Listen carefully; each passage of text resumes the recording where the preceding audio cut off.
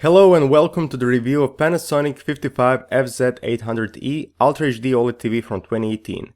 This is the most affordable 2018 OLED TV from Panasonic, currently priced at £2,249 on Amazon UK for the 55-inch version. This year Panasonic brings two new OLED TV lines to the market, FZ800 and FZ950. Both are available in 55 and 65-inch screen sizes.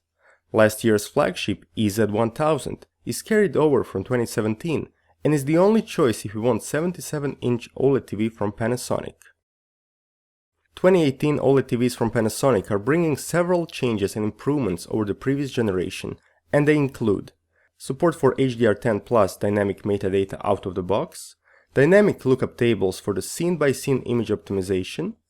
Then there are additional calibration controls for the highly sensitive near black area and the latest iteration of My Home Screen Smart TV platform. Absolute black filter to reduce distracting purple reflections on the screen, previously only available on flagship EZ1000, is now available on both new models.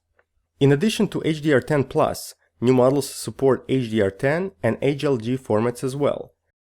Just like the very first OLED TV from Panasonic, the 65-inch CZ950, new TVs are THX certified, which means you will get additional picture modes tuned by THX engineers for highly accurate colors out of the box.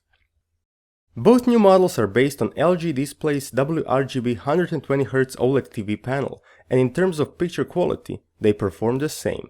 The difference comes from design and especially sound quality, as FZ800 has down-firing speakers, while FZ950 is equipped with dynamic blade speaker tuned by Technics and previously available on EZ1000. EZ950 also comes with higher quality standard remote control and additional one-touch remote. Connectivity and Smart TV capabilities are the same. Let's start with the design, which is very similar to EZ950 from 2017. TV looks elegant and minimalistic, with a thin dark grey metal bezel that surrounds semi-glossy panel. Panasonic logo without illumination, together with status LED, ambient sensor and an infrared sensor for the remote are located on the strip that extends from the bottom bezel. TV sits on the black rectangular metal stand, but you can also mount it on the wall. Installation is really easy, as you do not need to put the screen in a horizontal position to assemble the stand. With the help of a friend, just place it on the stand and fasten the screws. This is much simpler than installation of TVs from other brands. A familiar look from the side. TV is just 5mm thick in the top half and 10 times that at the bottom, where plastic housing for electronics, speakers and connectors is. Plastic looks and feels cheap and is far from 360 degrees aesthetics that other manufacturers are pursuing these days. Connectivity type and arrangement are the same as on EZ950 or EZ1000. All connection options you might need are here, even analog inputs and outputs which Samsung, for example, is removing from their TVs. On the other hand, out of 4 HDMIs, only 2 are full bandwidth and support UHD HDR at 60 frames per second. Competition, like LG and Samsung for example, offer all HDMI inputs with full bandwidth, so take this into consideration. Another downside is that you won't be able to mount supplied cover if you want to use connectors facing backward. Remote control that I've found in the box was a familiar design but entirely made of plastic. This is the type of the remote you would get with mainstream Panasonic TVs, and not with this class. From what I've learned, this is not the case for all countries. For example, Panasonic is providing a metal version for customers in Germany. In addition to the remote, you can control the TV by connecting USB keyboard and mouse, and by using Panasonic TV Remote 2 app. Using the app you can turn on and off the TV, use voice assistance, send multimedia files and even stream live TV to your phone, but the app crashes often and it doesn't follow the aesthetics of the new Smart TV platform. All 2018 Panasonic OLED TVs feature My Home Screen 3.0 Smart TV platform. This is the latest version of the platform that started its journey 5 years ago with a unique approach of different home screens which users can select or make their own. Today my home screen looks quite a bit different, and it actually adopted the look similar to what LG's WebOS, Samsung's Tizen OS or Sharp's Aquosnet Plus are offering. This is the main difference compared to what we had on the previous version. If you want to learn more about the platform and get a better feel of how it works in reality, check my separate video. Coming to the picture quality, this is where FZ800 definitely shines. Overall, the picture quality is excellent and is very similar to what Panasonic had on 2017 OLED TVs. No surprises here since same panel type and picture processor are used on both.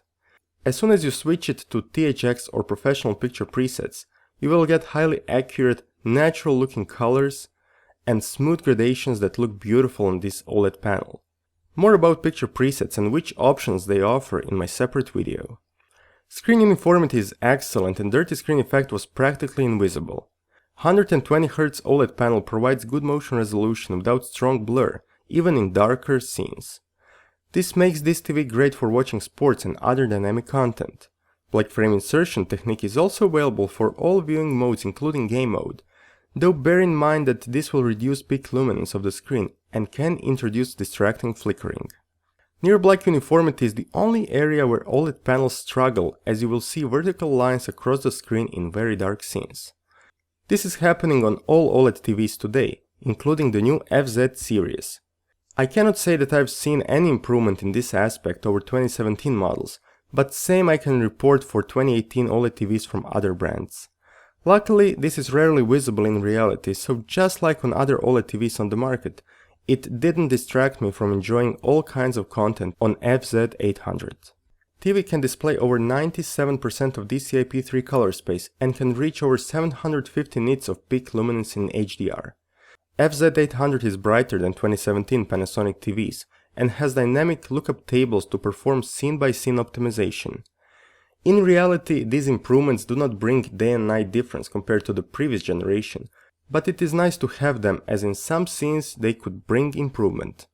Together with native UHD resolution and perfect blacks, I really enjoyed watching HDR content on this TV. The picture was ideally stable when I was streaming HDR over Netflix and Amazon Prime Video, without any signs of elevated blacks or dimming issues. The 24p content was displayed smoothly with a small amount of judder.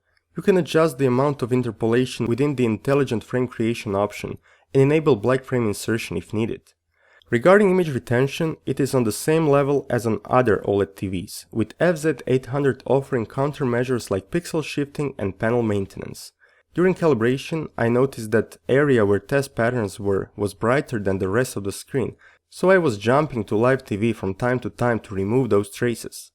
There were no traces of burn-in noticed on the panel during the test. FZ800 has 4 down-firing speakers with a total power of 40 watts. The sound lacked clarity in highs and lows, so during the test I had the TV connected via HDMI 2's ARC capability to AV receiver for a much better result. If you want better sound quality with built-in speakers, check out Panasonic's FZ950 series. FZ800 offers new game picture preset along with the ability to enable low input lag performance for all other picture presets such as professional or THX. Gaming was excellent due to beautiful picture and input lag of just 21.6 milliseconds, which is lower than on 2017 series. You can learn more about gaming settings in my separate video.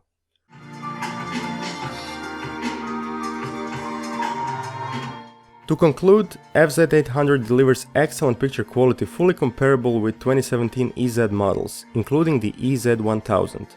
Even before calibration, Panasonic delivers a great looking dynamic natural looking image, making it a great choice for those who want to be sure they are watching the content as the makers intended. My home screen 3.0 is quick and easy to use, and it offers popular apps such as Netflix or Amazon Prime Video. Build quality is excellent and TV is very easy to assemble.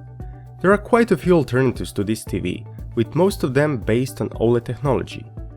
There are LG's B8 and C8 series and Sony's AF8 in case of 55-inch 2018 models. But I would suggest something else.